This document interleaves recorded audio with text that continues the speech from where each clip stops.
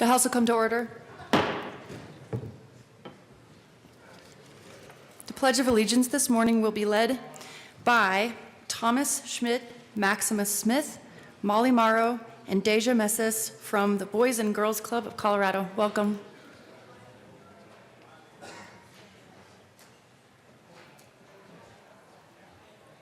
Please join us for the Pledge of Allegiance. I pledge allegiance to the flag of the United States of America and to the republic for which it stands, one nation, under God, indivisible, with liberty and justice for all.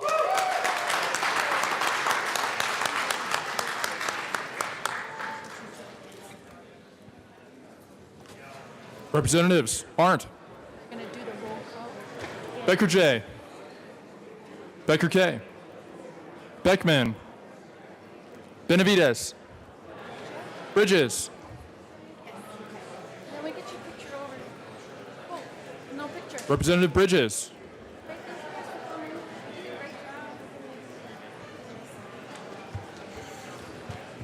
Excused. Tell me what day you can. Okay, thank you Buck, Buckner, very much. You did a great job. Carver, Catlin, Coleman, Covarrubias, Danielson, Here. Escar, Everett, Exum, Foot, Garnett, Janal, Guys, bye-bye. Gray,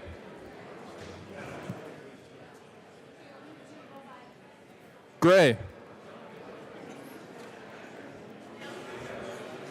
Excused.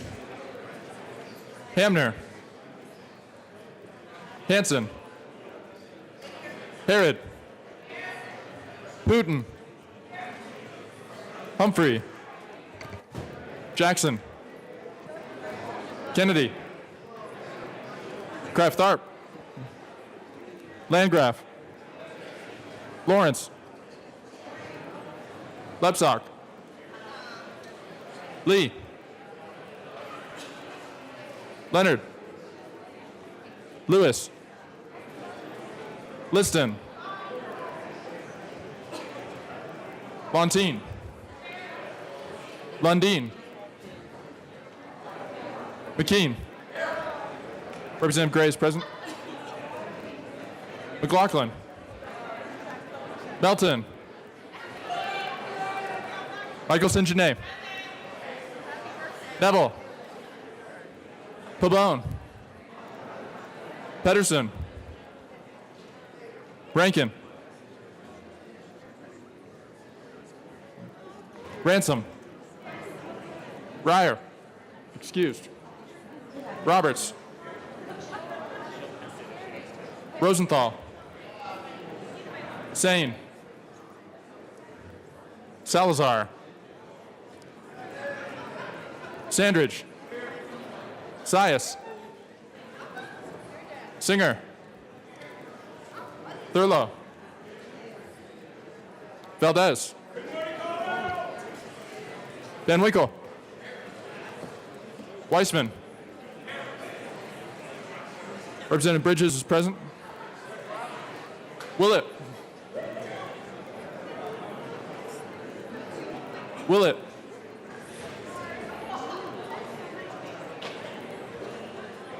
Williams, Wilson, Winter, excused, Wist, Young, Madam Speaker, excused.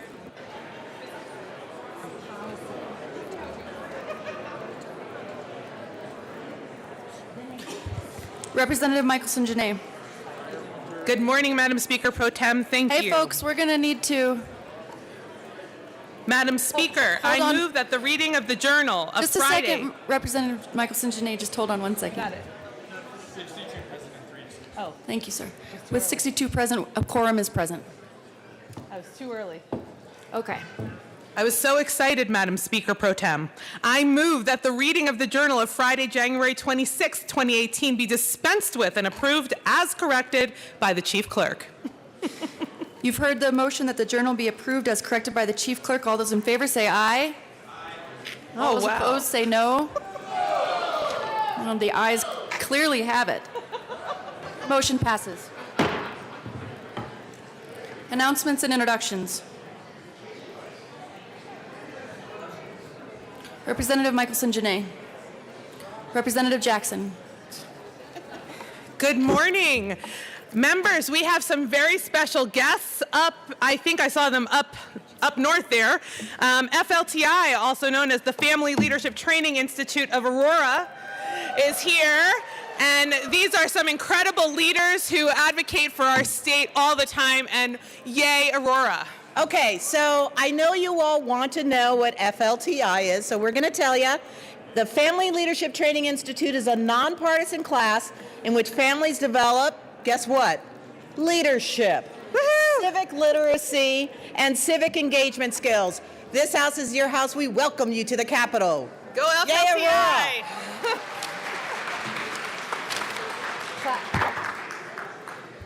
Okay, folks, welcome to the chamber. But that will be a fine. Representative Michelson-Janae and Representative Jackson, $2 each. We got to respect the rules, folks. And if we could have your attention, please. It's getting a little loud in here. Representative Landgraf. Representative Wilson. Thank you, Madam Speaker Pro Tem. Members, listen, please. Today at noon is the Veterans Caucus. It's across the street on the 6th floor. We have lunch and beverages. The beverages have already been delivered, which is good, so we're getting there. It's going to be a great day. We're going to talk about tax deductions and how that keeps our veterans in our state and the loss of income when we don't do that. Thank you. Representative Wilson. Thank you, Madam Speaker Pro Tem. Colleagues, I'd like to introduce a group today, but before I do that, I'd preface it by saying we often talk about rural and urban up here. Strangely enough, Boys and Girls Clubs are very popular across the state of Colorado and extremely popular in my area of Colorado, and we serve a lot of students that direction. In the back, we have a group of Boys and Girls Clubbers that are here. Raise your hands, kids. Welcome to the Colorado State Capitol, Boys and Girls Club.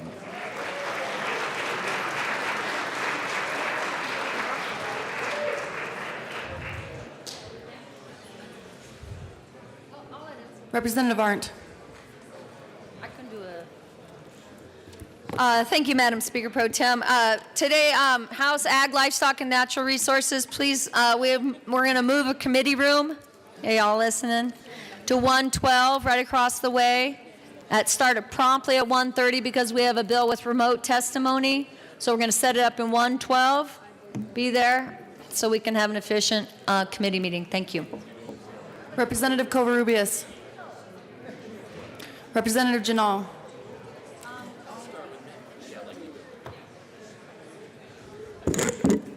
Thank you, Madam Speaker Pro Tem. Okay. We have 4 of us up here. We have a quorum. We do. We are representing Larimer County. Larimer County Quorum. Thanks. Anytime I can help. We are all representatives of Larimer County, and we have a lot of groups here today. And first and foremost, I want to welcome the Boys and Girls Club of Larimer County, who is up in the back there or up in the gallery. I'm not sure where you are. Would you raise your hands? Yeah. Thank you. Let's give them a warm welcome. Boys and Girls Club. We'd also like to welcome the Youth Corps of Colorado, and thank you for coming to Colorado, and thank you for your service. To the Capitol. Thank you for your service.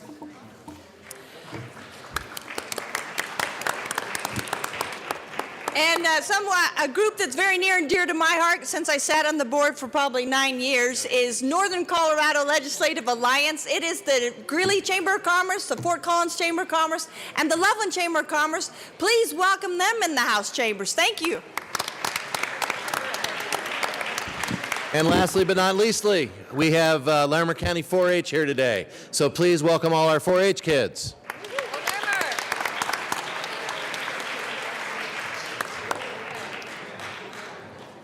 Good job. Representative Rankin. Thank you, Madam Chair. I'd like to welcome the beautiful Garfield County 4-H Club up in the gallery on this side, and on the floor, Emma, the state treasurer from Garfield County.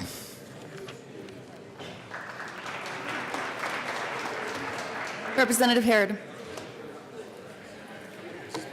Thank you. I'd like to welcome the Interfaith Alliance of Colorado today. The Interfaith Alliance promotes justice, religious liberty, and interfaith understanding through advocacy, education, and relationship building.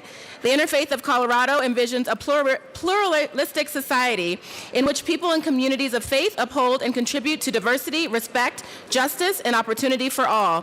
Through connecting and relationship building with people of multiple faiths, the Interfaith Alliance of Colorado drives social change towards human rights, equality, and opportunity for all people. Members, please help me welcome the Interfaith Alliance today. Thank you, members, and welcome Interfaith Alliance. However, Representative Harrod, that'll be a $2 fine. For what? Representative Ranson.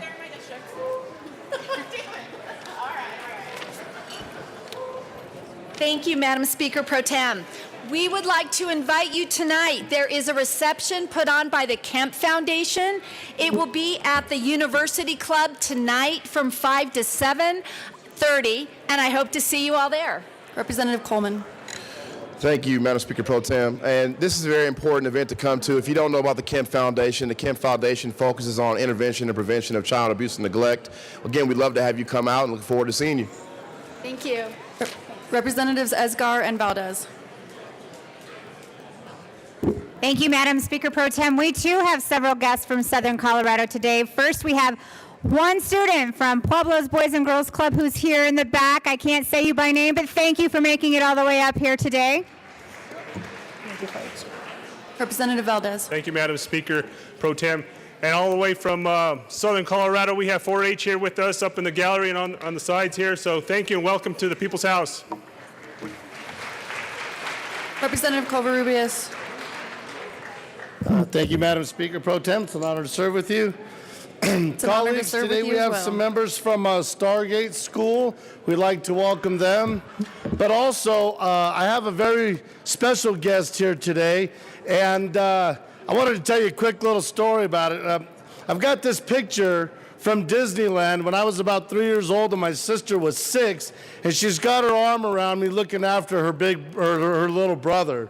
My brother-in-law are in from Houston, came to visit, and one of the neat things we get to do is share this experience with our family, our friends, and people from around the state. And so here we are all these years later. She's an attorney, a judge, and has really made something with her life over the last 30 years, and has been a huge inspiration to me in my lifetime. And I think as brother and sister, we've been able to challenge each other to keep rising to the top. So will you please welcome my sister Sherry and my brother-in-law James to the House of Representatives. Thank you.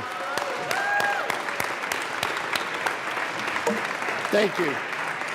Representative McLaughlin. Thank you. I would like to welcome La Plata County 4-H, but they're stuck in the Senate right now, so when you see them, they're here, and they're making an amazing difference in the world, so tell them thank you. Representative Foote. Thank you, Madam Speaker Pro Tem. I have two announcements of groups that are here from Boulder County. One, you heard FLTI is here from Aurora, and they're here from Boulder County. Eastern Boulder County, mostly, they meet over at the Sister Carmen Community Center in Lafayette, and I'd like you to welcome them to the House. Please stand up, folks from FLTI Boulder County. Please welcome them to the chamber. And also, you've heard announcements about various 4-H groups. There is a Boulder County 4-H group that's here as well. They're, from what I understand, they're somewhere up there waving. Boulder County 4-H, welcome them to the chamber as well. Thank you. Thank you, Representative Foote. And not for the 4-H kids, but for your other honored guests are welcome in the chamber, but that's a $2 fine. Representative Roberts. Thank you, Madam Speaker Pro Tem. Members, I'd also like to welcome a 4-H group. We have members from the Routt County and Eagle County 4-H group over here on the side. Welcome to the Colorado House.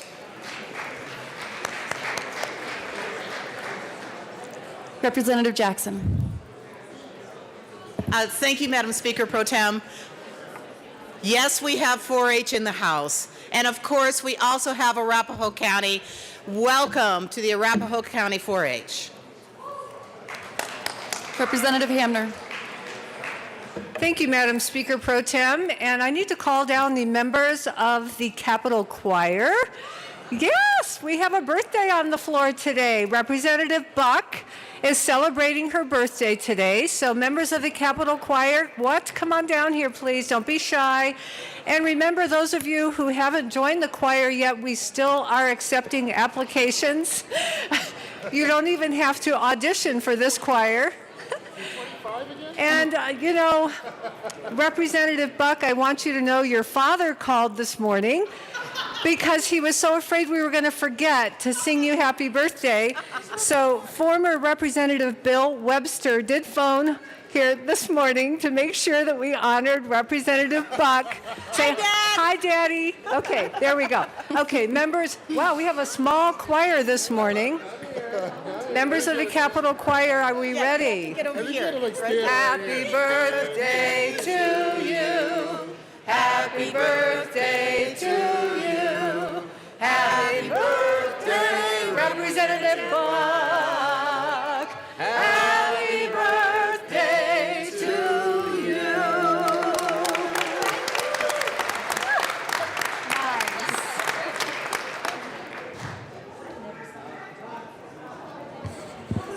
Are there further announcements and introductions?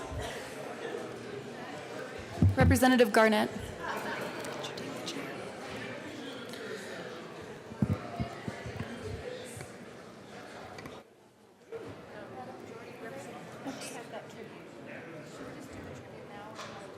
Oh, yeah, do it now.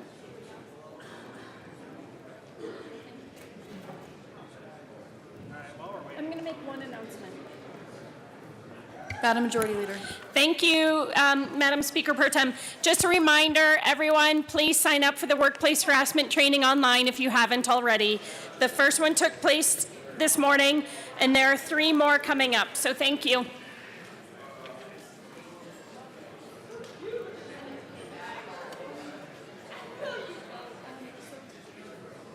Representative Danielson. Thank you, Mr. Assistant Majority Leader. Folks, today is a special day for us, as you've just heard and had heard introductions from. It's 4-H Day at the Capitol. So we have a special tribute for the kids across the state who participate in the 4-H. For those of you who don't know, I was part of the 4-H club when I was a kid up in Weld County, part of the Wyatt 4-H club. And do we have Wyatt kids here? Well, then welcome to the chamber. I don't want to get a fine for myself, but we have a special tribute to be read to the kids. And Mr. Randall, at this time, if you would please read the tribute. The Senate and House of Representatives convene in the second regular session of the 71st General Assembly hereby extend warmest gratitude and commendation to Colorado 4-H. The Colorado Senate, with the Colorado House of Representatives concurring herein, would like to recognize Colorado 4-H for their outstanding contributions to the state. The Colorado 4-H Youth Development Program is founded on the notion that youth are a vital resource for ensuring a better tomorrow, and that assisting youth as they prepare for the future is essential. It is an integral part of the Colorado State University Extension and is fundamental to the land-grant university mission. Participation includes more than 113,780 Colorado youth, with the guidance of 12,185 adult and youth volunteer leaders. 4-H programs are open to youths between the ages of 5 and 19 from all economic, social, and cultural backgrounds. On request of Senator Jerry Sonnenberg and Representative Jesse Danielson, given this 29th day of January 2018, State Capitol in Denver, signed Kevin J. Grantham, President of the Senate, and Crisanta Duran, Speaker of the House of Representatives. Representative Danielson. Thank you so much, and thanks for reading that tribute. You get a little glimpse into the benefits that the 4-H Club brings to the youth across the state. From my perspective, it meant that at age 9, you started doing competitive sports. You started being in charge of raising your own livestock. In my case, it was market lambs, but I got to talk to a couple of kids this morning who were raising cattle, goats, participating in equestrian events, baking, photography, leadership. You name it, and the 4-H invests in the kids so that they in turn invest back in our state. They're disciplined, hardworking, excellent students. Their extracurricular activities are on top of everything that they're contributing inside their schools on their own. The 4-H leaders, they come into this chamber. They're going to be the future leaders of the country, of the state of Colorado, and whether they participate in agricultural activities or, like I said, some of the other activities like crafts and photography and leadership development, these are all skills that they're going to take with them forever, and friendships that they build for the rest of their lives. And like I said, the additional benefits of athletics and the sort for the 4-H kids. So thank you for giving me a couple of minutes today to discuss the 4-H and its great benefits to the kids across the state. And I'm going to make those of you who remember from last year say the pledge with me again. So please recognize the 4-H students on the floor here and say thank you for being here. And the kids up in the balcony, you all want to join me for the pledge really fast? And who remembers the 4-H pledge? All right, birthday girl. Okay, ready? I pledge my head to clearer thinking, my heart to greater loyalty, my hands to service, and my health to greater living for my club, my community, my country, and my world. Thank you. Well done, Representative.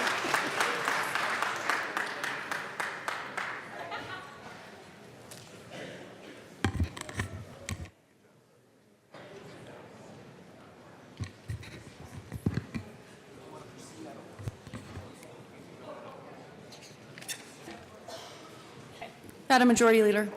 Thank you, Madam Speaker Pro Tem. I move to proceed out of order for the consideration of second reading. Seeing no objection, we will proceed out of order for second reading. Representative Hansen.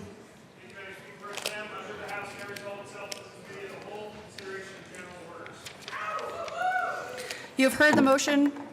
Seeing no objection, Representative Hansen will take the gavel.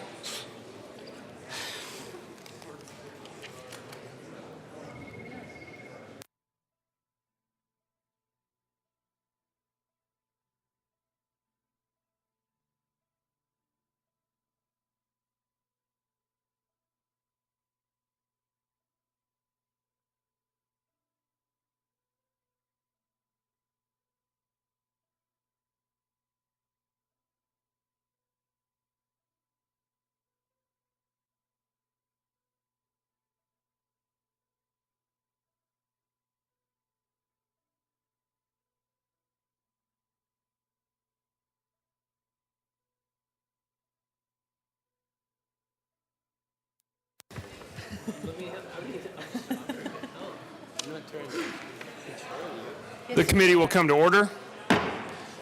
With your unanimous consent, the bills will be read by title unless there's a request for a reading of a bill at length. Committee amendments will not be read unless requested, as they are printed in your bill folders. Floor amendments will be shown on the screen and not read unless requested. Bills will be laid over upon the motion of Majority Leader. The coat rule is relaxed. Mr. Randall, please read the title of House Bill 1044. House Bill 1044 by Representative Kraft Tharp, Senator Piola, concerning the Colorado Children's Trust Fund Act. Representative Kraft Tharp. Thank you. I move House Bill 18-1044, and I move the committee report, Public Health and Human Services. Right, thank you, Representative Kraft Tharp. To the committee report. Thank you. So the committee approved an amendment adding the Child Protection Ombudsman to the task force, and then made the adjusted number changes throughout the bill.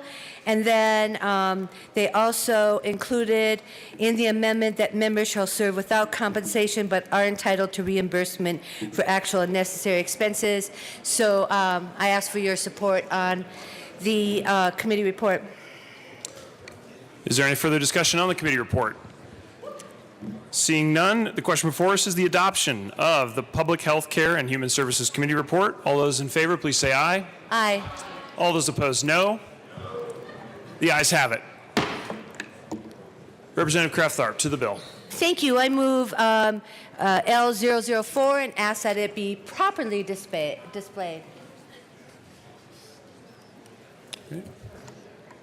Thank you, Representative Kraft-Tharp. That is properly before us. To the amendment. Thank you. So since this is an amendment with my partner, Representative Pabon, do you mind if we ask Representative Pabon to explain so he has a role in this proceedings? Thank you, Representative Kraft-Tharp. Representative Pabon, you are warmly welcome to the well. Thank you, Mr. Chair, and thanks to my friend and colleague, Representative Kraft-Tharp, for not only bringing this bill, which is hugely important to so many children and educators and adults around the state, but we also wanted to make sure that the task in front of them was a manageable one. And so the bill was originally written so that the new board would have to basically engage with potentially up to 300 different boards, commissions, and agencies. And knowing that we only want folks to succeed in this building and in these types of legislation, we wanted to narrow that calling a little bit to only those who are relevant to this type of agency and this type of work. So we took the word any and we changed it to relevant so that we can narrow the scope of the work, the fine work that they will do, the fine work on behalf of the people of Colorado and the children who are ultimately involved. So ask for an aye vote. Thank you. Any other further discussion on the amendment? Representative, on the amendment? All right, seeing no further discussion, all those in favor of the amendment, please say aye. Aye. Those opposed, no. The ayes have it. The amendment is adopted. Representative Kraft-Tharp to the bill. Thank you. So, members, I'm asking you to support House Bill 181044. Sadly, too many children die as a result of child abuse or neglect in Colorado. Between 2011 and 2015, there were 198 children who died from abuse or neglect. 159 of these children were under the age of 6. Notable trends when looking at reports and data indicate that over the past 5 years, an average of 33% of these children were not known to County Human Services at the time of death, indicating the need to involve community-based providers in supporting at-risk families. Child fatality data shows that in 100% of cases they reviewed, the families were eligible for supplemental benefits like SNAP and Medicaid, indicating that these families were experiencing economic instability. Many cases had a co-occurrence of domestic violence or substance abuse, illustrating the need for multiple systems to be working together better on behalf of these families. There is no public or private entity charged with selecting, funding, and implementing programs in local communities to prevent child abuse and neglect fatalities. So what's the solution? Make the Colorado Children's Trust Fund stronger and more influential to support prevention programming that can prevent child maltreatment and reduce child abuse and neglect fatalities. Let me be clear, this bill does some simple things. Number one, it outlines the mission of the trust fund to prevent child fatalities resulting from child maltreatment. It strengthens the membership on this board to include additional stakeholders. It strengthens the powers and duties of the board to advise the governor, the legislature, and state agencies. It establishes the ability to create a 501c3 arm to secure additional resources from the private sector, and it eliminates the principle of the Colorado Children's Trust Fund and the requirement that 25% of all revenue be used for the principal. Despite what you may hear this morning, this does not grow government. This does not expand government. This does not expand child welfare services. This is about prevention of child abuse and neglect. Members, I'm asking for your support. Thank you. Thank you, Representative Kraft Tharp. Further discussion on House Bill 1044? Representative Ransom. Thank you, Mr. Chairman. I was a no vote in committee on this bill. I did feel like there was some growth happening in government that is unwarranted. If you read the language of the bill, there still are areas that are growing, and they're duplicative. We have all kinds of departments and groups that make sure that parents and families get what they need to support their children and support their families. I had several specific issues with the bill. One was that it was money was going to come from docket fees paid for in divorces and families that were breaking up. And at that time, families need to keep the assets they have because they're trying to support two families instead of one. So in the sad case of a divorce or breaking up in a civil union, we don't want to start pulling money away from those families to support this new group that would be overseeing things that are already being overseen anyway. There are various, even such broad areas as Medicaid and CHIP Plus do address extensively the areas that this bill would address as well. One of my biggest problems was I still haven't really heard the definition of emotional neglect. I think everybody in this room agrees that abuse is a problem that we need to address here, and that we as a body need to make sure that kids are not being abused ever. And there is physical abuse and emotional abuse, but this also brings emotional neglect into the picture, which I know was something that I couldn't really get a definition for, and I think that that's something that we should all be concerned with. Neglect emotionally is something that's very hard to define. It can look different to different families and different parents at different times. What if you had a bad day at work? Could you potentially be charged with emotional neglect? I don't know, but again, I wasn't given a good answer on that in committee. My final question was, in the legislative declaration, it said 34% of maltreatment of deaths occur in children that had not been under the auspices of any county welfare agency. So if 34 or 33% were not on the radar, does that mean 66% were? And I would love to get an answer to that if 66% were under the auspices of our child welfare groups, did then a death happen after that?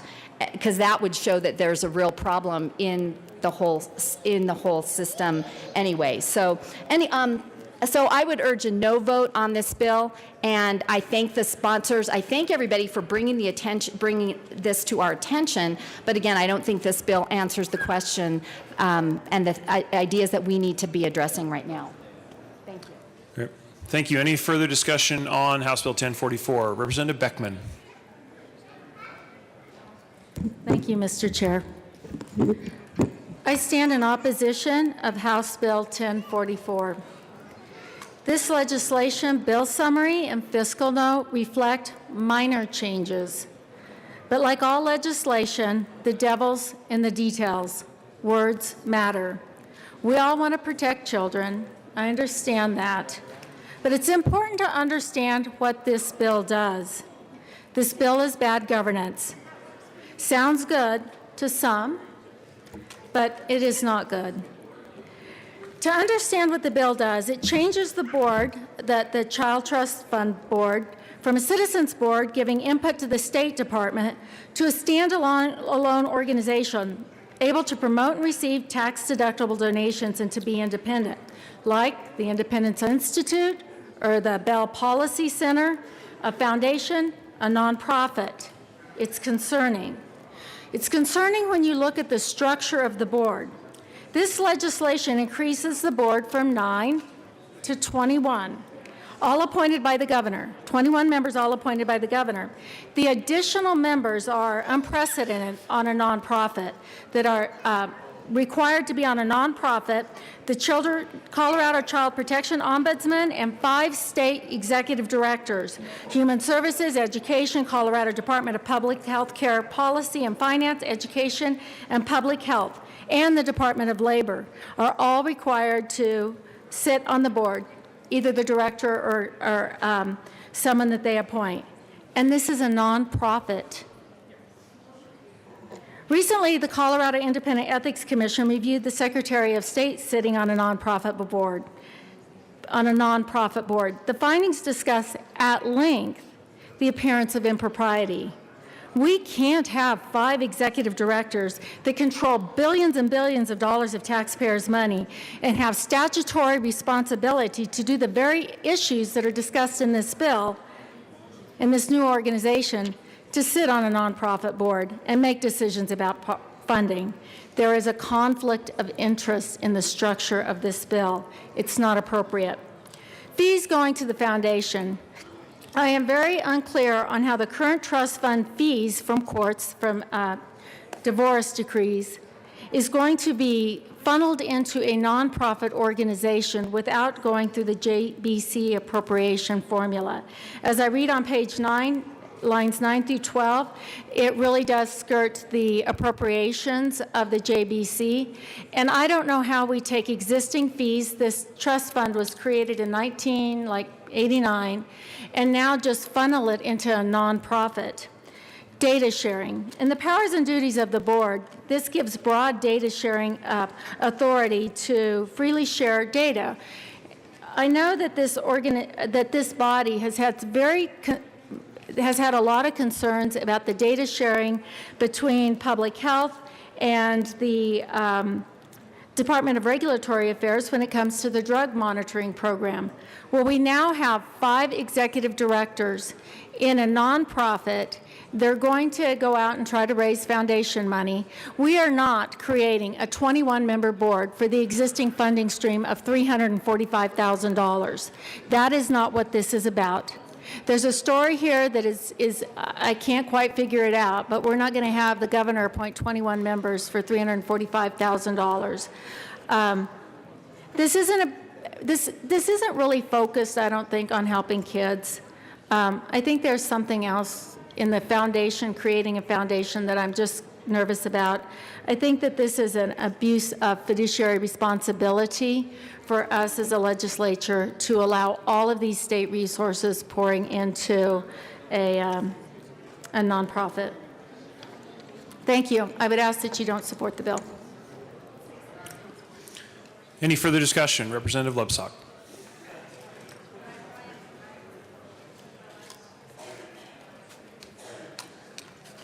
Mr. Chair and members of the committee, this is the first time most of us have had an opportunity to discuss this bill at length, and so we're going to do that today. A number of questions were asked by 2 of my Republican colleagues, none of which have been answered yet by this side of the aisle. The first one being the definition of emotional neglect. Now, I'm aware that a lot of words used in state statute do not have a definition, but when you have a significant couple words like this, and let me just say that this bill would mean a lot to me. I think you're doing a lot of good things with this bill, but we're changing the number of people in the committee from 9 to 21. So there should be some type of explanation on why we're doing that. Number 2, my colleagues on this side of the aisle asked a simple question. Definition of emotional neglect. That shouldn't be too difficult to answer. And we'll get an answer of that before this bill passes today. The third thing that I have a concern on is the issue that one of my colleagues on this side of the aisle just brought up and wasn't answered, and that is the conflict of interest question. And there was even words of the abuse of fiduciary responsibility, and so those are serious questions that I believe deserve an answer. No one has come to me and discussed this bill yet, and so we're going to have this discussion on the floor of the House. Finally, I'm all for nonprofits. right? In fact, I was the nonprofit legislator of the year in 2014. I'm all for nonprofits. But we need to answer the question on why we're going towards a nonprofit with this specific bill. I think that's question number 5 or 6. It has not been answered yet in this well. And then in addition to that, another question that comes to mind is who is bringing forward this bill? Is this a department bill? Is this one of the priorities of the governors? Is it a priority of CDPHE, the Colorado Department of Public Health and Environment? Who exactly is bringing forward this bill? Who's advocating for this bill? Because I haven't heard from the governor's office yet, and I'd like to hear that question. So that's 6 or 7 questions, both asked by myself and colleagues of ours from this side of the aisle that deserve an answer before we get too deep into this bill. Representative Singer. Thank you, Mr. Chair. I'm going to try and address some of those questions, but the good news about all of our bills is they are heard in a public hearing process. During the hearing, there was only one person who voiced opposition, and that individual actually did not even represent the group that they purported to represent. And I'd like to submit to you Exhibit A. She was also not in committee because that would be emotional neglect. But the important thing about the concern about the definition of emotional neglect is the fact that we're not deciding what is and isn't abuse in this bill. Those are other bills. The legislature has the opportunity to make those decisions, but that's not what this bill is about. This bill is about making sure that we have a smart advisory board that gives us suggestions, and then we make the best decisions we can as lawmakers following that. So I urge an aye vote. Thank you. Any other discussion on 1044? Yes. Representative Lebsack. I appreciate my colleague answering that first question, but there's a number of questions that have been asked by both sides of the aisle that haven't been answered yet. The emotional neglect question is only one question that we had, and I just asked 6 of them. I repeated a couple of them from this side of the aisle. This side of the aisle mentioned that there might be, and they wanted some type of explanation on whether or not this bill creates a conflict of interest, okay? So we've got, I think I heard 5 different department heads who could conceivably sit on this new board. We're raising the number of committee members from 9 to 21. Okay, that's a significant increase. And so if we could talk about the need for the significant increase from 9 to 21, and also let's talk about the concern that some have raised about a conflict of interest because the very directors that are going to be sitting on this board may be receiving funding. The very directors. And so I'm not adverse to our department heads sitting on boards that are important. But let's have a conversation on why we need 5 of them on this board, why we're bringing the number of people on this board in committee from 9 to 21, and talk about the concern that at least a couple of our members have regarding the conflict of interest. And so that's question number 2 of about 6 or 7. Thank you. Further discussion. Representative Janal. Thank you, Mr. Chair. Just answering some of your questions, Representative Lebsack. As far as emotional neglect, there is a definition. And the definition is a topic that is rarely discussed, even by psychologists, and most people would not recognize it as a problem. Dr. John Swebb succinctly defines it this way: emotional neglect is a parent's failure to act. It's a failure to notice, attend to, or respond appropriately to a child's feelings. So there is some definitions for emotional neglect. And in regards to the 9 members, moving on to the 21 members, we are looking at putting more experts and more people who have experience onto this act, because the Colorado Children's Trust Fund Act started in 1989, and it's been extremely successful. Adding more people to this that have the experience in various agencies or or otherwise, wherever they're coming from, and I can't exactly tell you where they will be decided on the choice of these people. But this is, a bill that anything that's going to monitor and implement programs that affect the work in the area of child abuse, why would we vote against something like that? There are many, many children falling through the cracks right now, increasing the amount of people on the board, increasing the repeal date to 2023. I hope it would go beyond. But those are some answers to a couple of your questions. I hope that helps out, Representative Lipscomb. Thank you. Further discussion. Representative Beckman. Mr. Chairman, thank you. I think I owe the sponsor an apology. I didn't mean to impugn any motives here when I flippantly said that something else may be going on here. It's a complicated bill that seems very simple. In the bill's introduction, it doesn't talk about creating a 501c3 or a nonprofit. And to get my hands around a 21-member board, 5 executive directors, and the state ombudsman to create a nonprofit with an existing funding stream of $345,000, it's just not connecting with me. And so when I said something else might be, it is my lack of probably understanding.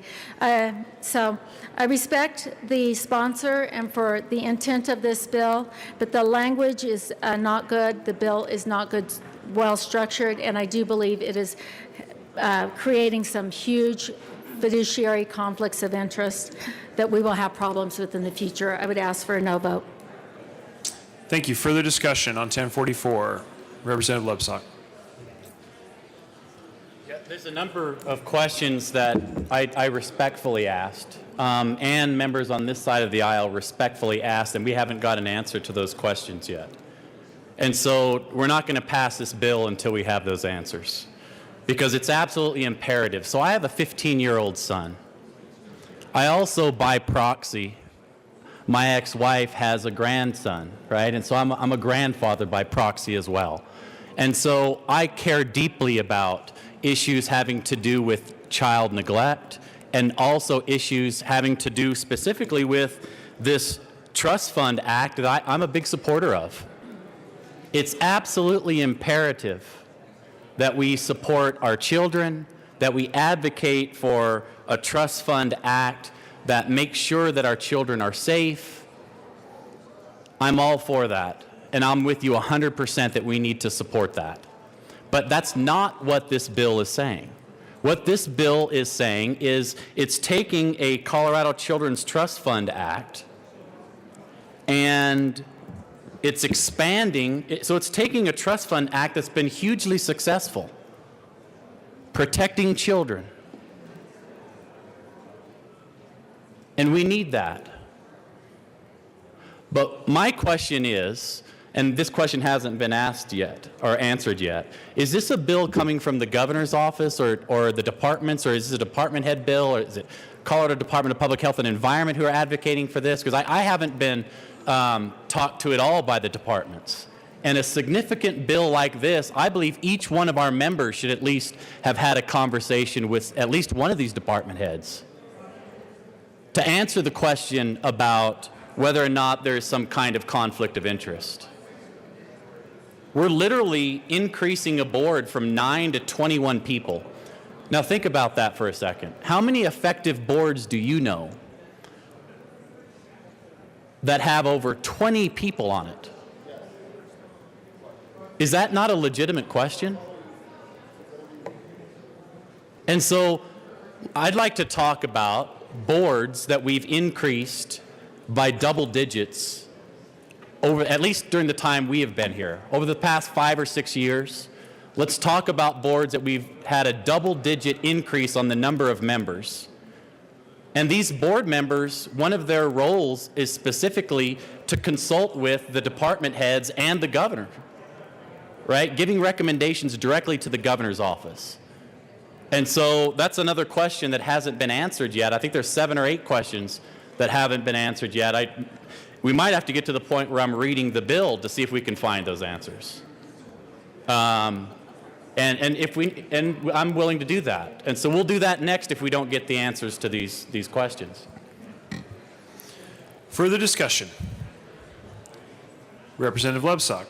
Okay. Mr. Chairman, I'm really disappointed that the makers or the folks who are advocating for this bill is unwilling to answer the questions. And so what we're going to do is we're going to read the bill.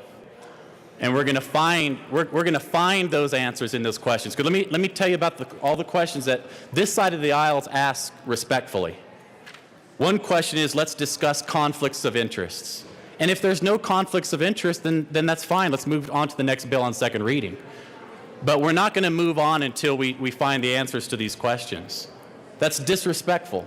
Members, we have folks on this side of the aisle asking simple questions, and all we are asking for is our answers. Is there a conflict of interest? Question number one.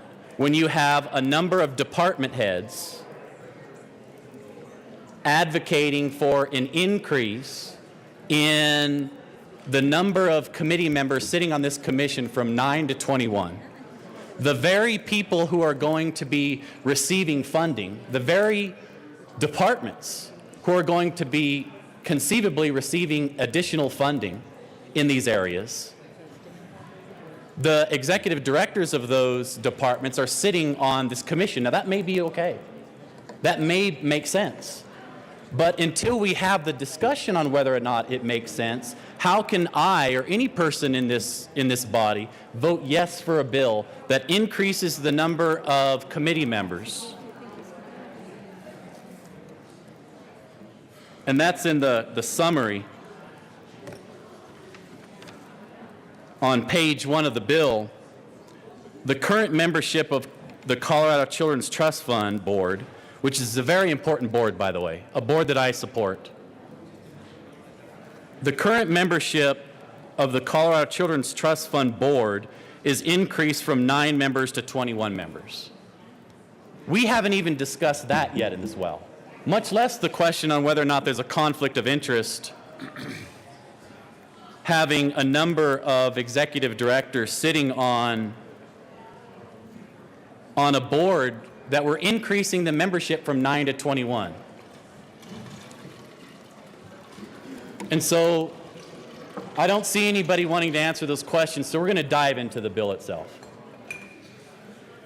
So on page 1 of the bill summary, and let me repeat that the Colorado Children's Trust Fund Act is a very good bill, is a very good trust fund.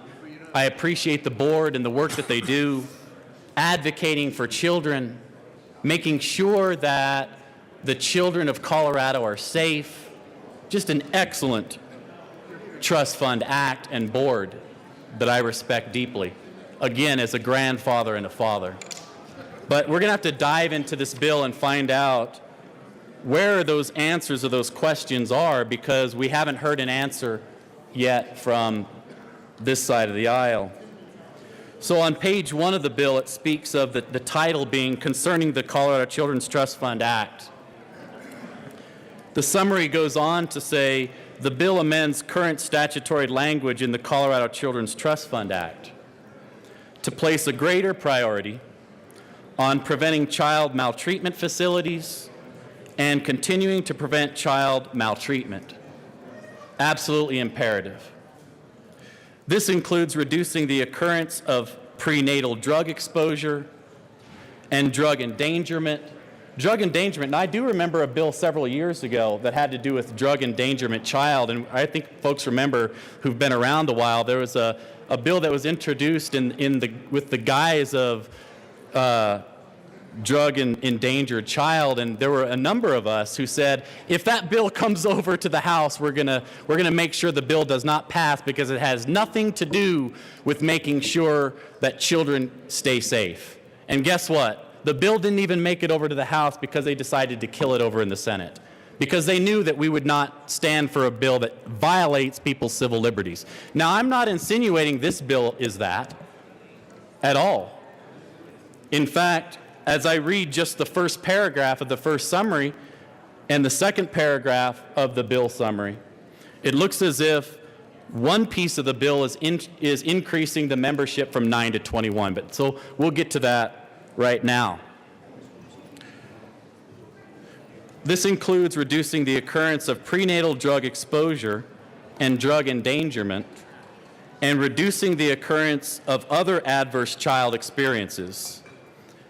The current membership of the Colorado Children's Trust Fund Board is increased from 9 members to 21. Now that's significant, members. When you're increasing a board where the governor is going to, and we'll get to that later on, we'll get to the point in the bill probably in about an hour or so on who appoints those folks and if in fact the state Senate gets to look at those appointments. But let's talk about the 9 members to 21 members. The current membership of the Colorado Children's Trust Fund Board is increased from 9 members to 21 members to reflect broader approach to child maltreatment prevention issues. And then the summary goes on to place 3 bullet points. Duties and powers. And we're going to get to those 7 questions that weren't answered because we're going to find them in the bill, hopefully. And if not, we'll just keep on asking questions until those questions are answered. Duties and powers of the board are expanded to include bullet point number 1, advising and making recommendations to the governor. State agencies and other entities concerning child maltreatment prevention. Now look, I'm the first to stand up and say not only am I an advocate for the trust fund, the Trust Fund Act rather, that advocates for Colorado's children and some of the most vulnerable. But one question that was not answered yet, and I think it deserves an answer, a respected member of this side of the aisle asked the simple question, and I'll yield if we're ready to answer that question, Mr. Chairman. The simple question was, she had a concern about a conflict of interest. A conflict of interest where you have a number of executive directors who are serving in a capacity appointed and hired by the governor. And those same individuals, those same executive directors, and this is a question not by me, but it's a question, thank you, a question from one of my colleagues on the other side of the aisle. The side of the aisle that I actually sit on, but I'm not a member of this caucus. But it's a good question. And the question is, because we are increasing the members from 9 to 21, and because of the potential members who are serving on this committee are the very executive directors whose departments would benefit from the board's consultation with the governor, because as you probably know, the governor in November of each year, the governor sits down during the interim, during the summer, with all the executive directors of all of these departments.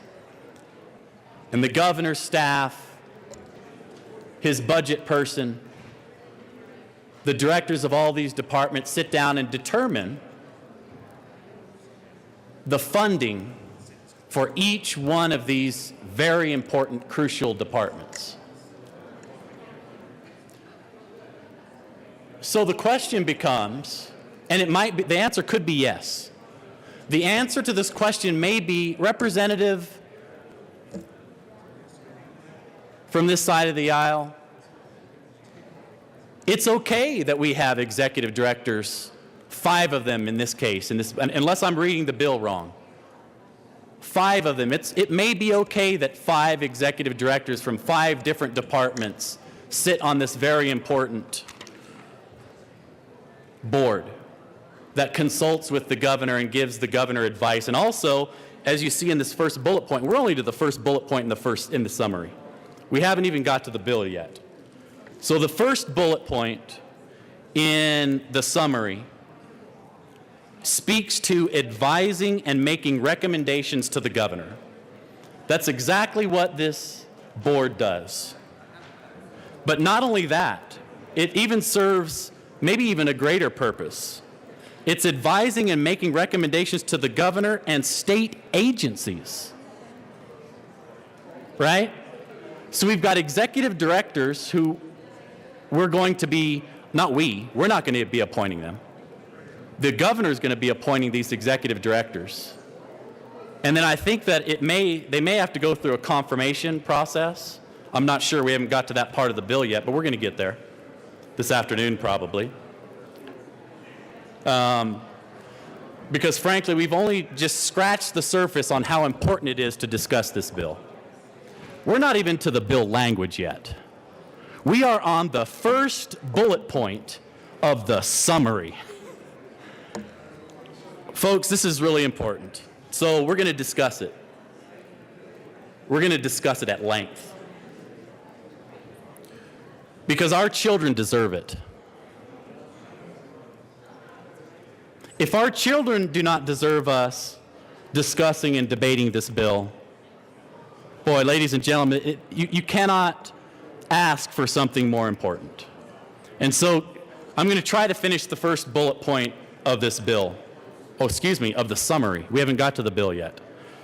Bullet point number 1 of the summary on page 2 of the bill. Duties and powers of the board are expanded to include advising and making recommendations to the governor. Now, we talked about that a little bit. We're going to talk about it more, but we talked about it a little bit. Second, to state agencies. So this bill is going to direct these 21 members to not only advise the governor, but also the state agencies. Folks, it's really important for us to be thorough, so we're going to be really thorough about this bullet point. And other entities concerning child maltreatment prevention.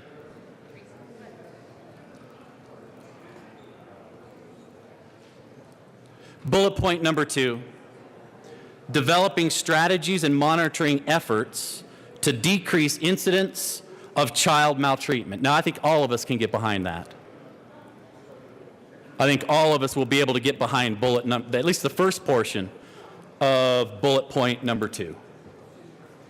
It's absolutely imperative that we develop strategies and monitor efforts to decrease incidents of child maltreatment. I'm a big advocate for that line item of the bill summary. Child maltreatment fatalities and other adverse childhood experiences. Now, I think we all can agree in this chamber how we should be focused on, and I applaud the bill drafter and the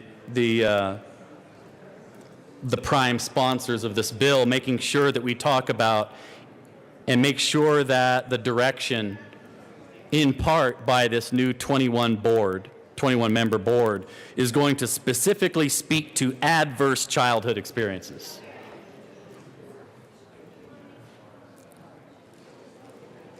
Bullet point number 3. We're getting through these bullet points swiftly. Bullet point number 3, and we haven't even got to the meat of the bill yet. We're just on the bill summary. And members, we wouldn't have to dive in this deep into the bill summary if just the simple questions that this side of the aisle had can be answered by this side of the aisle.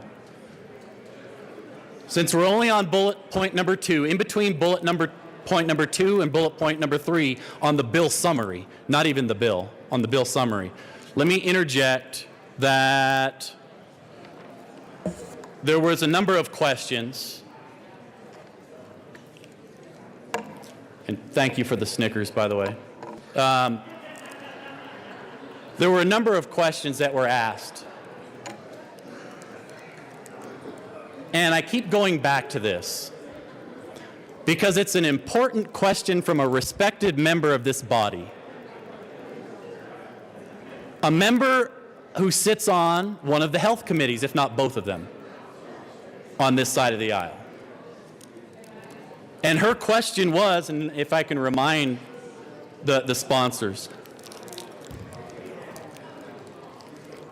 the question had to do with conflict of interest. Now, I think this might be a precursor of how this session's going to go, this debate here today on the floor. I'm going to make sure that every single bill that comes to the floor of the House is good for the people of Colorado. And I have not been convinced of that. Every single member of this body should be asking that same question. Does this bill help the people of Colorado? Does this bill, in fact, do what the first and the second bullet points of the summary ask us to do? So let's go back to those first two bullet points before we get to bullet point number 3 of the summary of the bill. Advising and making recommendations to the governor, to state agencies and other entities concerning child maltreatment prevention. Now that's straightforward enough.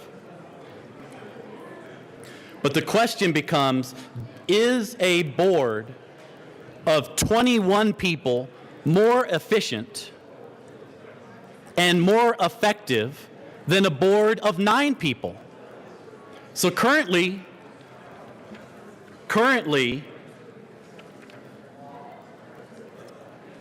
there are 9 people that are advising and making recommendations to the governor and state agencies. 9 individuals. Now, I sat on a city council for 8 years, and do you know how many folks we had on that board? We had 9. I would argue that when you increase the number of board members by double digit, you better have a really good reason to do so.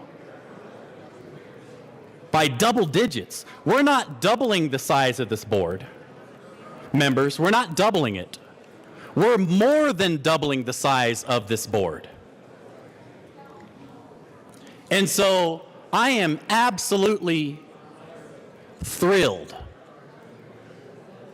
that we are talking about child endangerment here in this chamber, because it's absolutely a priority of mine. We have to make sure that our children are safe. We need to make sure that we create an environment where our parents can thrive in raising those children.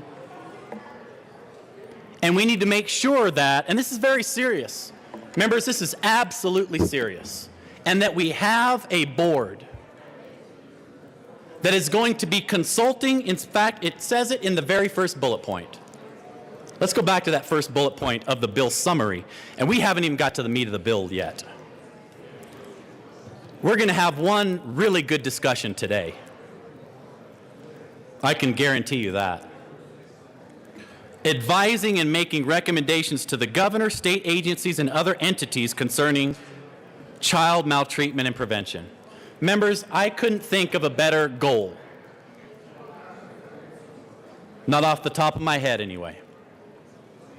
Making sure that we have the right number of people on this important board, advocating for children,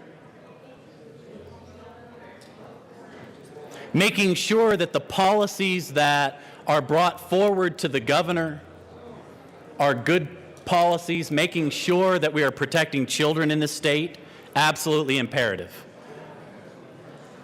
And so without even getting to the meat of the bill, I think I'm supporting the first bullet point of the bill summary.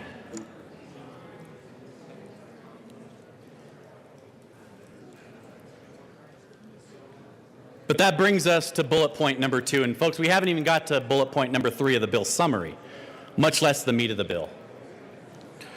Maybe I should move a little bit faster. Because, Mr. Chair, it's 11:30, and I don't think I'm even going to get done with the bill summary before lunchtime if I don't hurry up. So let's hurry up and get to bullet point number 3. So this could have been avoidable ladies and gentlemen. So for those of you who are watching, I think it's imperative that you understand this. We have a bill in front of us that increases the number of people on this board from 9 to 21. This board already advises the governor on important issues having to do with children. And I haven't even got the answer to my first question of who brought forward this bill. Is this a priority of the governor's? Is this the governor's staff's, one of their priority bills? Because oftentimes the governor will come to legislators and the governor's office and they say, well, we've got 5 or 7 priority bills and we sure would like you to cover them or to run them. And some of the legislature, they'll look at the bill topic or the bill idea, the concept, and they'll agree to run the bill. In fact, that individual legislator oftentimes doesn't even get input in what the bill is. It's directly from the departments and the department heads and the governor's office. It's later on where the individual legislator actually reads what's in the bill. And we're to the point now where this entire body of 100 legislators, 65 in this body, actually get to discuss what's in this bill. Absolutely critical, absolutely imperative. And so members who might be watching this side of the aisle, a member of this side of the aisle asked this side of the aisle, please explain the reason why we're going up from 9 to 21 and answer why is it and is there conceivably a conflict of interest? That has not been addressed yet. That's a simple question. And members, this bill doesn't pass until that question is answered. And that's only one of them. Right? That's only one of the 7 questions that were asked earlier. I think what I'm going to do is talk to my aide, because I think she probably wrote down the other 6 or 7 questions that we had that we haven't got to yet. And maybe the members of this side of the aisle can remind us what those questions are. One being the conflict of interest question wasn't answered yet.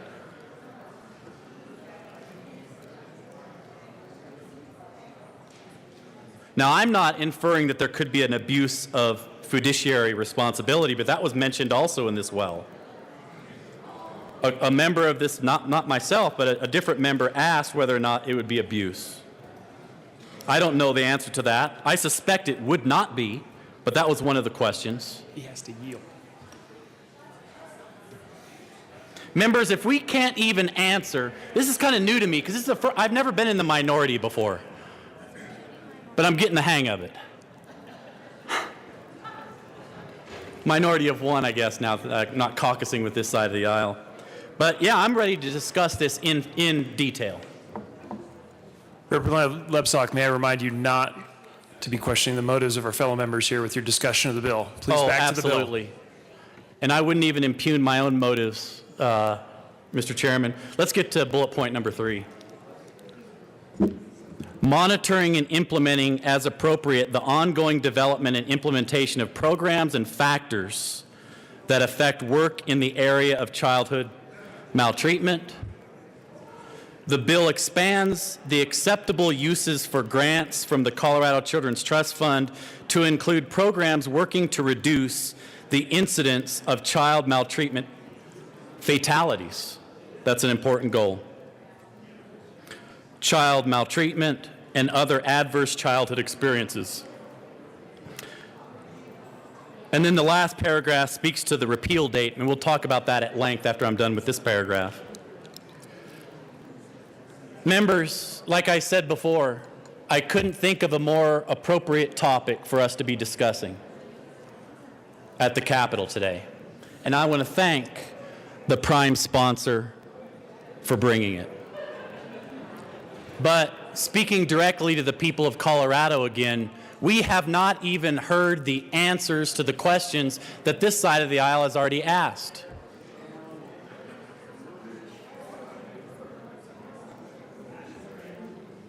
This bill is probably a good bill in spirit.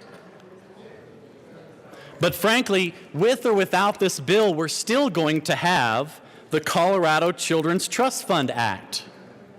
We're not removing the Colorado Children's Trust Fund Act.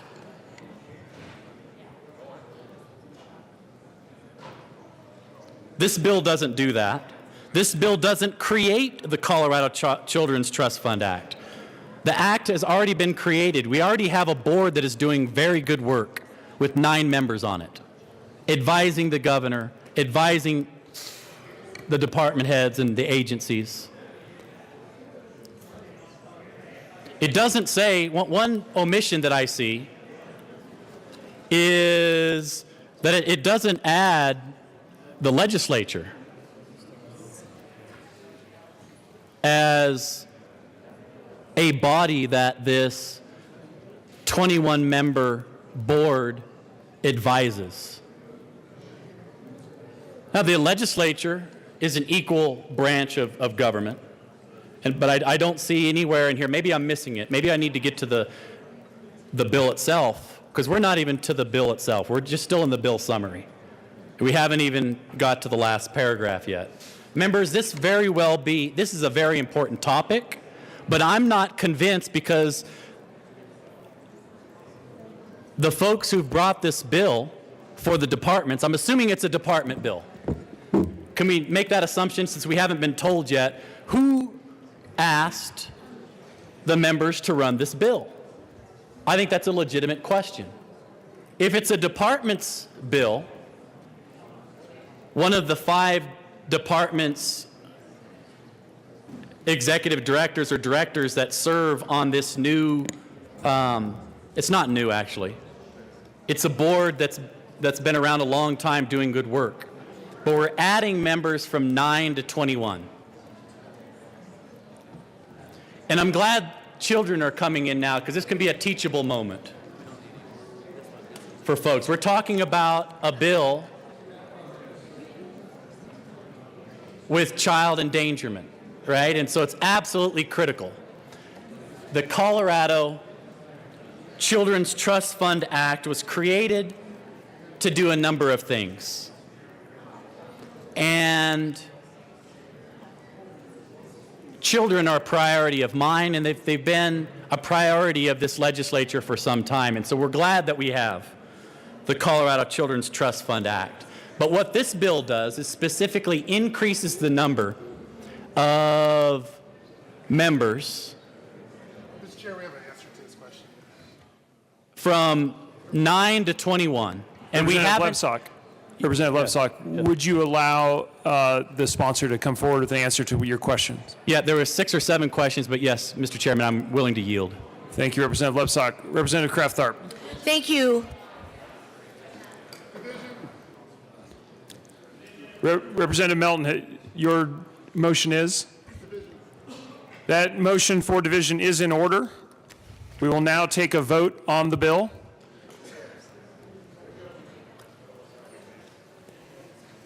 As a reminder to members, this is a stand for a count. We will be voting on on passage of the bill from second readings.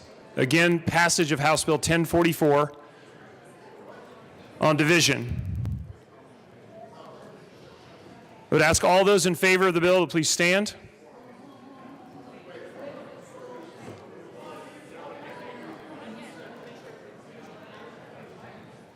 Chris, let's make sure we have everyone here. So just wait a second.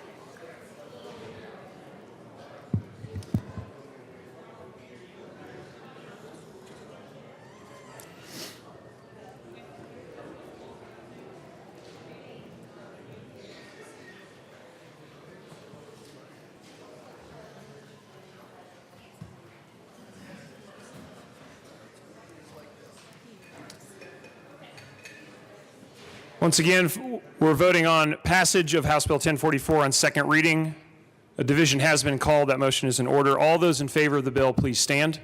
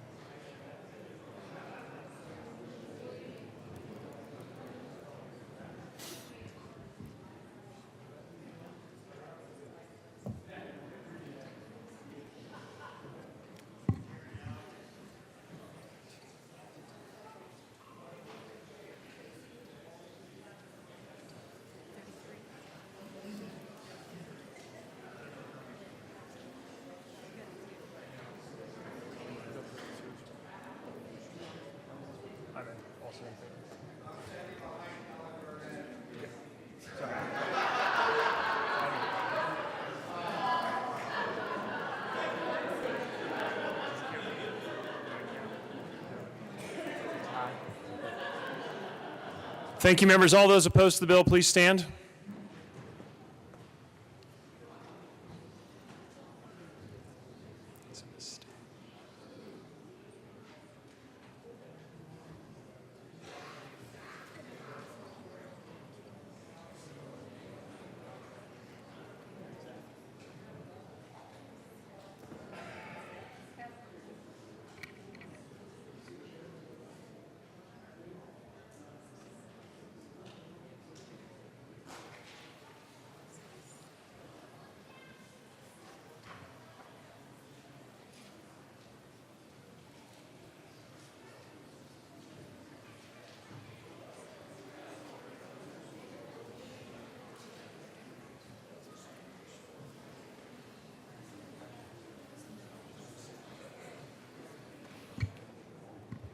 After a careful count of the chamber, the House Bill 1044 is adopted.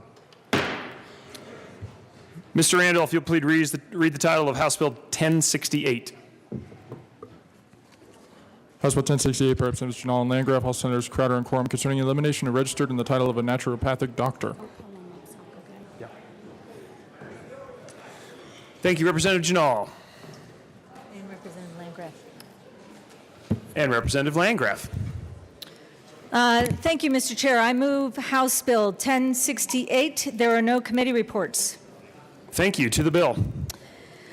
In 2017, the Naturopathic Doctors Act Sunset Bill introduced an unnecessary and a very confusing title that changed naturopathic doctors in Colorado. The original bill that was signed in June of 2013 regulated the practice of naturopathic medicine by graduates from federally accredited naturopathic medical schools. And they had the title of naturopathic doctor, or ND. In 2017, the designation was changed to registered naturopathic doctor, or RND. The designation of registered was an amendment after public testimony was closed and not all the facts were considered. And what this bill does is basically restores the status quo by removing registered from the professional title. And so after 5 years of using the title ND, as is used by all states, RND is causing confusion to patients. ND is the nationally recognized title for four-year postgraduate trained naturopathic doctors, and I ask for an aye vote on this bill. Representative Landgraf. Thank you, Mr. Chair. R&D is confused with registered nurse or registered dietitian or a registered nurse dietitian. Naturopathic doctors are increasingly the only opportunity for care in rural Colorado, and it is important that patients understand that they are seeing a naturopathic doctor, not a registered nurse. This change in designation has increased the risk of deception. Since the title changed, unskilled, untrained persons who are unable to register as R&D are falsely holding themselves out to the public as naturopathic doctors. Do I need to go on? No. This bill passed committee unanimously on a super motion. I would ask for another yes vote before I choke. Thank you very much. Other discussion on the bill? Representative McKean. Thank you, Mr. Chair, and thank you to the sponsors. So at the time of this committee hearing, I was in need of a naturopathic doctor, actually, because I was home losing a lot of fluids. But I guess my question would be this, because I've had people from both sides of this issue tell me that there is no confusion, there is confusion. So how did we receive the reporting about what kind of confusion there was? I can understand very well. If I think I'm going to see an RN, I want to see an RN. If I'm going to see a registered dietitian, I'm going to see an RD. But how have we determined that this confusion existed? Was it, were these merely stories we were hearing, or are people coming saying, you know, I went to see somebody and really truly didn't see the person I expected? If I could get an answer to that, that would be wonderful. Thank you. Thank you. Any further discussion? Representative Landgraf. Thank you, Mr. Chair. Obviously, I need a naturopathic doctor now, or an MD, or somebody, or an RN, but not an RND, because that would be confusing. We do have a report of people who had run into this situation and other people who have, I would say, abused this title. We've had a naturopathic bill since I've been here, trying to get people who are trained and educated in the field separated from people who basically hang up a shingle and call themselves a naturopathic doctor. They can all exist, but they are very different, distinct professionals. And that's what we're trying to get back to recognize that difference. I'll be happy to show you the report and remind you that it did pass on a super motion unanimously. We literally did not even talk about the bill. We sat down, motion was made, passed, end of story. So hopefully that will happen again here. Representative Wilson. Thank you, Mr. Chair, and thank you to the bill sponsors. Representative Landgraf, you talked about every year you've been here, there's been a naturopathic bill of some type. My question is, rather than go through this death by 1,000 cuts again, does this finally fix it, or are we just going to continue this? Because there have been a myriad of those bills. Representative Landgraf. Thank you, Mr. Chair. I certainly hope so, because they come to the committee I'm on. I would like to see this as a done deal, but I certainly cannot stop the naturopaths from running a bill next year and the following year. But eventually I'll be gone, so it really won't matter to me. Further discussion. Representative Janal. Just one last thing. Yes, the answer to your question is yes. Changing that one little letter R solves the issue. Thank you. Thank you. Any further discussion on House Bill 1068? Seeing none, the question before us is the passage of House Bill 1068 on second reading. All those in favor, please say aye. Aye. Those opposed, no. The ayes have it. House Bill 1068 is adopted. Mr. Randall, please read the title of House Bill 1087. House Bill 1087, Representative Thurlow, Senator Kagan, and quorum concerning Department of Public Safety Authority to repeal rules relating to defunct boards. Thank you. Representative Thurlow. Thank you, Mr. Chair. Good morning, members. I move House Bill 1087, and there is no committee report. Thank you. Representative Thurlow to the bill. Thank you, Mr. Chair. 1087 is a very simple, one of those government cleanup bills. It seems that in 2009, we repealed 2 different boards and created a different board, but we forgot to repeal all the rules and regulations that the 2 original boards were controlling. So this simple bill just gives the department the ability to repeal those rules, and then their power expires in July 1 of 2019. 9-0 out of state affairs, so I suggest it's a very good bill. Vote yes. Thank you. Any further discussion on House Bill 1087? Seeing none, the question before us is the passage of House Bill 1087. All those in favor, please say aye. Aye. Those opposed, no. The ayes have it. House Bill 1087 is adopted. Madam Majority Leader. Thank you, Mr. Chair. I move that we rise and report. You have heard the motion. Seeing no objection, the committee will rise and report.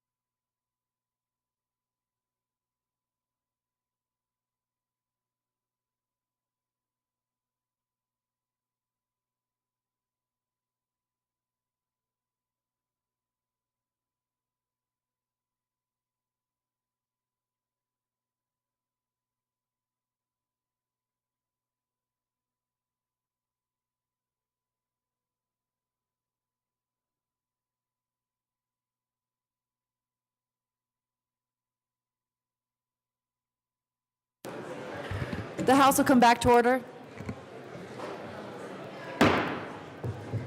Representative Esgar. Thank you, Madam Speaker Pro Tem. Members, I know we still have some work to get to, but I wanted to take a quick second to introduce over 100 third graders here with us, watching us from Fountain International Magnet School from Pueblo.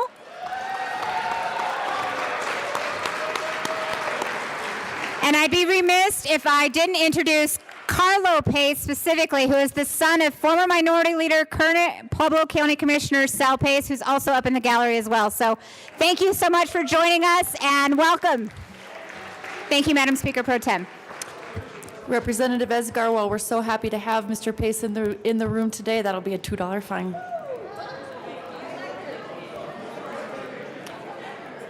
Oh, that was fine. I'm sorry, that was fine. You don't get a fine. Welcome, students. Thank you for being here.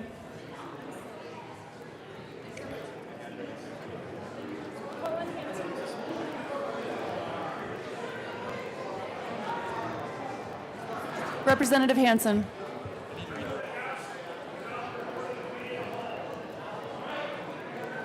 Mr. Randall, please read the report of the Committee of the Whole. Madam Speaker Pro Tem, your Committee of the Whole Biggs Lead report has other series. The following attached bills, being the second reading thereof, makes the following recommendations thereon. House Bill 1044 is amended. House Bill 1068, House Bill 1087 passes second reading or goes to place in the calendar for third reading and final passage. The motion before us is the adoption of the report of the Committee of the Whole. All those in favor say, I'm sorry. Mr. Randall, please open the machine.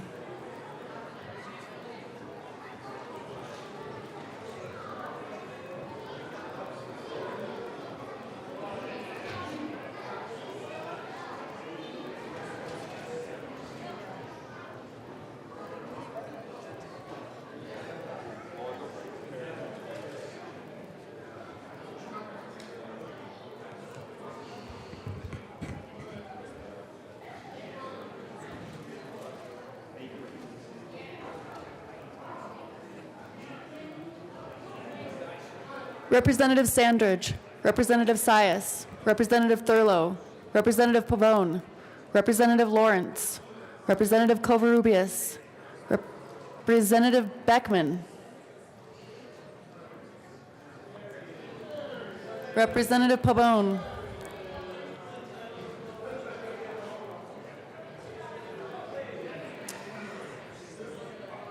please close the machine.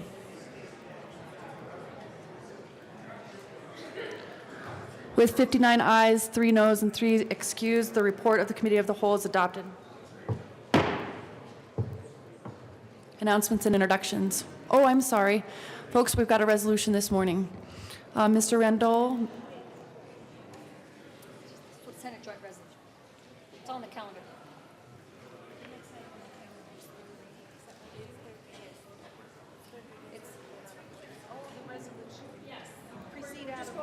It's not. It's the next thing on the second reading. We don't need to proceed out of order. It's next on the calendar. But you already proceeded. So just a consideration of resolutions. Well, I told her. Okay, folks, the next item on the calendar is consideration of resolutions. Representative Arndt. Mr. Randall. Senate Joint Resolution 3 by Senator Baumgartner, also Representative Arndt, concerning approval of Water Project Revolving Fund eligibility list administered by the Colorado Water Resources and Power Development Authority. Representative Arndt. Thank you, Madam Speaker Pro Tem. I move Senate Joint Resolution and ask that it not be read at length, and I urge an aye vote on the annual water projects eligibility list. This does not say anything is going to be, it just says the list of projects that are eligible to be funded. We do it every year, and we got to do it to get everything in motion, so I urge an aye vote.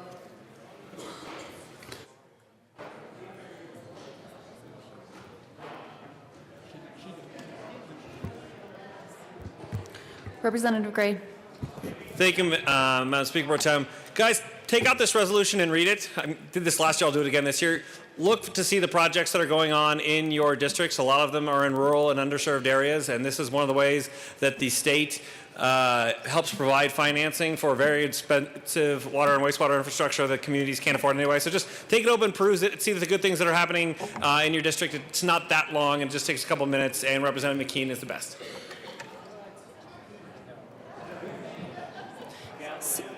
Seeing no further discussion, the question before us is the adoption of Senate Joint Resolution 1803. Is there objection to taking a voice vote? Seeing none, all those in favor say aye. Aye. All those opposed, no. HJR 18003 is adopted. Representative Arndt. I move that the roll call be added as co-sponsors. Seeing no objection, today's roll call will be added as co-sponsors. Announcements and introductions. Going once, going twice. I see Representative Singer and special guest running to the well. Representative Singer. Thank you, Madam Speaker Pro Tem. Colorado Children's Caucus aficionados, this is your last day to vote on presentations. A link should be in your email, which will be resent today. If you'd like to hear from our Foster to Adopt families, if you'd like to hear about adverse childhood experiences, if you'd like to see my daughter come up and here on Mondays for those Children's Caucus meetings, let us know.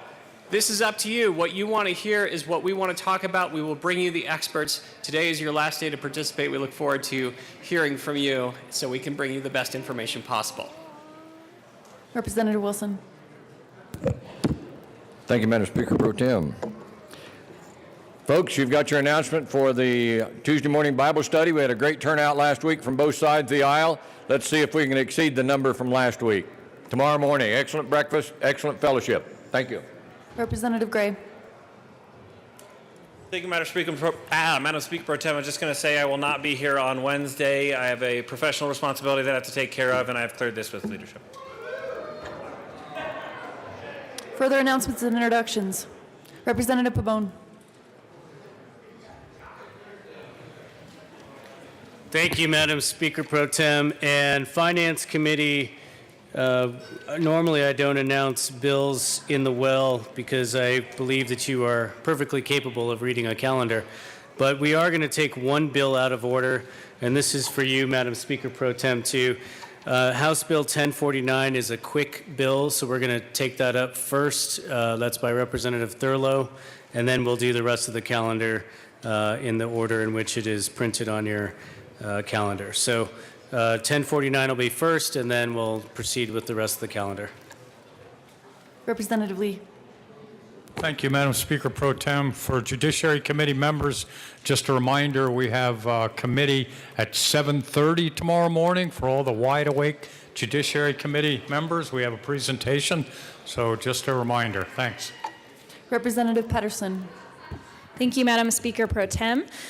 House Education members, we are going to be meeting in room 107 today only for our committee. Further announcements and introductions. Madam Majority Leader. Thank you, Madam Speaker Pro Tem. I move that the House stand in recess till 1 o'clock today. You've heard the motion before us. Seeing no objection, the House will stand in recess.